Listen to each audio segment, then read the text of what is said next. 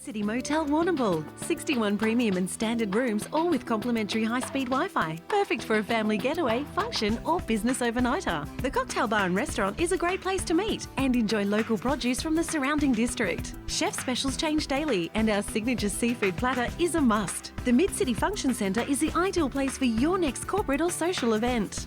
For your first choice in accommodation and hospitality, choose the iconic Mid-City Motel Warrnambool.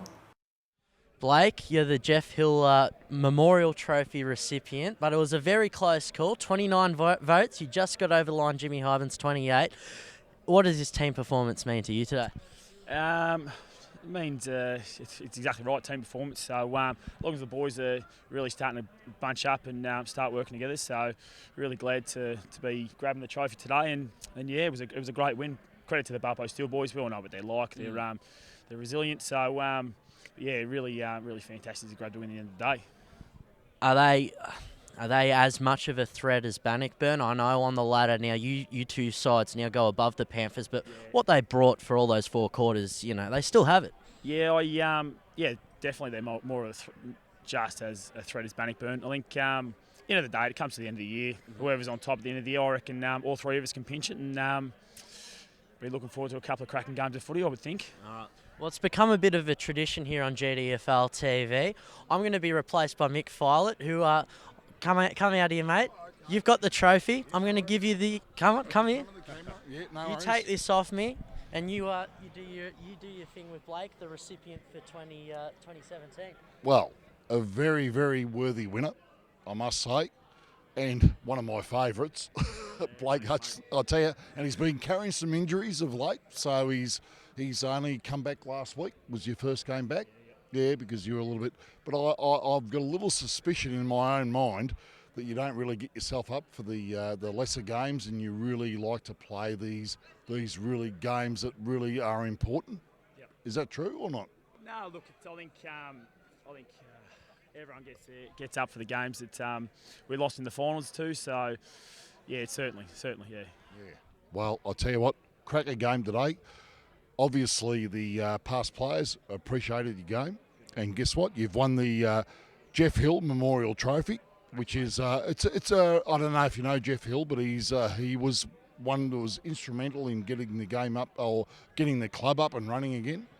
So, but mate, you're one of my faves. I must tell you that you are one of my faves. So, well done, and let's keep that good form going. And guess what? I'm not going to be here for the Bannockburn game, actually. I'm going to be in Townsville for the V8s. So they're going to miss me, but I just cannot wait to be in Townsville and hear that you've beat them.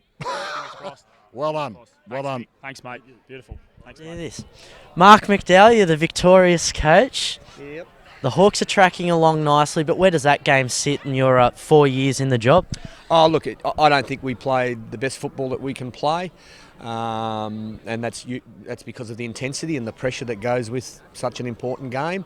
But in terms of just our relentless effort to just crawl our way to victory, I thought it was right up there. It was very, very high.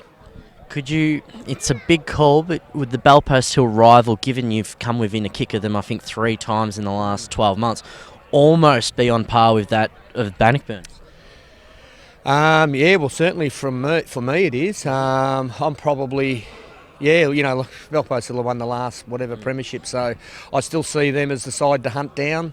But no disrespect to other clubs, anything can happen, obviously. But I think that there's Bannockburn, Inverleigh, Belpost Hill on their day. Whoever plays their best footy wins it. All right, well, it's a 6-point win to the Hawks. The coach's box is just 10 metres to our left. Take us through the emotions you've just had in the last 2 hours. Were there times Justin Tarr he gets an uncontested mark with seconds to go? What's going through your mind? Yeah, I try to say to the guys on the bench that a quiet bench is a bench that's coaching and not barracking, but I think we were doing a fair bit of barracking in the end. Look, I'm not sure what happened there. Stubby was Jack Filet was the fellow that played on Tar. I thought he'd done an awesome job on him, beat him all day in my view today. But I'm not sure what happened there, how they let him go, and how I'm not sure. I'd have to go back at the footage and have a look at that. Yeah.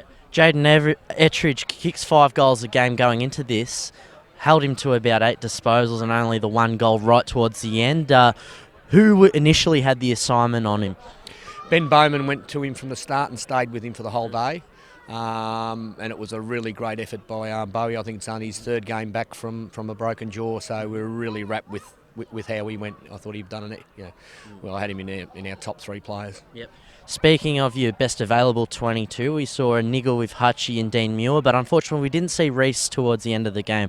Where are we at with that injury?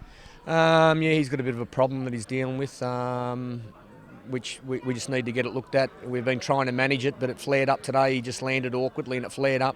He'll probably have a week or 2 off, and we'll get some treatment into it and rehab into it, and we'll get him cracking later on. Yep.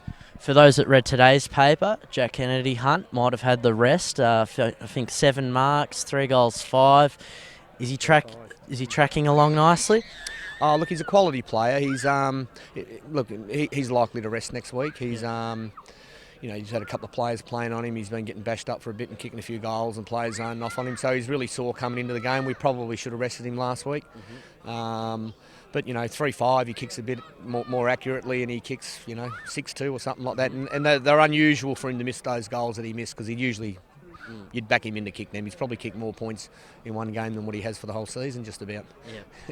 Like we said a few weeks ago, I think he kicked 23-1 in the space of 2 weeks. But all stats aside, make comparisons. You've played alongside or against your Wayne Tyquins, your Mark Stewarts. Where does Jack Kennedy Hunt sit in history?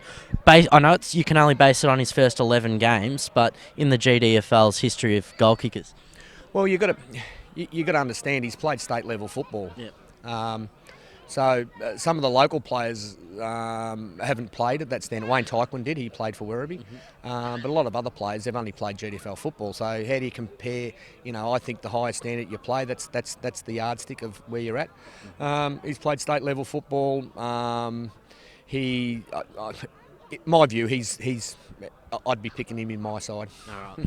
Fair answer. Now, finishing off, one thing you want to get out of East Geelong this week. I know they're not as hard of a challenge as your Belpost Hill and your Bannockburn, but they've still shown improvement this season.